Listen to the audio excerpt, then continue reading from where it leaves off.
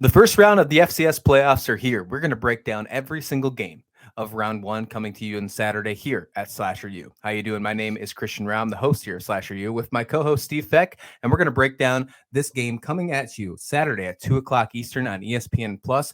9-2 Fordham taking on 8-3 New Hampshire. I'm looking forward to this game. New Hampshire, one of the 5 teams in the Colonial, getting a playoff berth. That Colonial Conference really shocked a lot of folks during that selection show. This is going to be a really good one. We've talked about both of these teams multiple times during the season in our preview, Steve. I know you have a little bit of love for Fordham here. They do have a really good squad, but tell me about this and your thoughts getting into this game on Saturday. Well, Fordham, it's all about offense. I mean, they're averaging 603 yards in total offense. All right. And it's not, because of the quality of opponents. By no means is it that. I mean, the Patriot has some good teams, and Fordham's played a nice, strong out-of-conference schedule. But it's their quarterback, Tim DeMorat, and I would imagine that he's going to be one of those names that gets drafted like late, and people are like, well, who's Tim DeMorat? And then they're going to show all the stats that he has, and they're going to be like, oh, how come we didn't know about him? 4,193 yards passing, 47 touchdowns. The team has 49 touchdowns. He has 47 of them.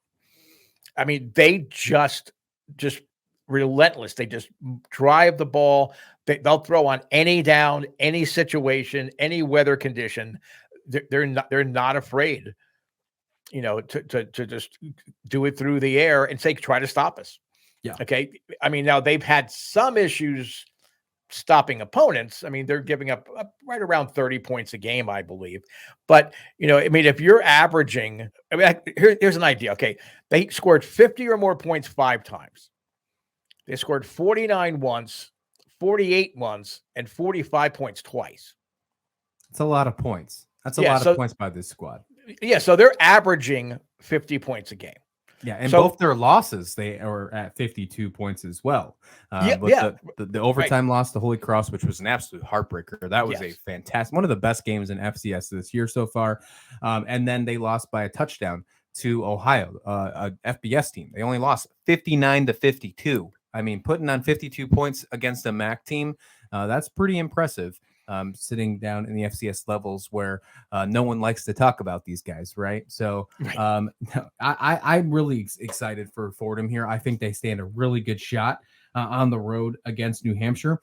But New Hampshire is one of those teams that was just shy of beating out William & Mary to get the Colonial Conference. They could have been seeing a bye, but we find them at a home game here in the first weekend.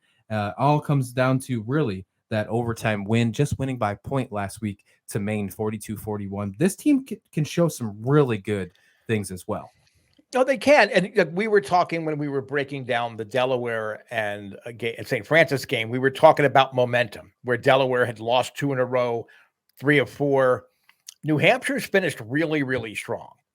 And they finished strong in a conference that I don't think anybody would have said preseason that there's going to be 5 Colonial teams in there. No and way. That's not a knock on the Colonial. It's just so many other conferences or so. I wouldn't have thought any conference had 5. Well, I mean, I thought perhaps the Big Sky could have pulled that off, but so if your conference is putting that many teams in there, and again, the committee for the FCS is looking at it more analytically and more efficiency based as far as offenses and defenses, and not just the records.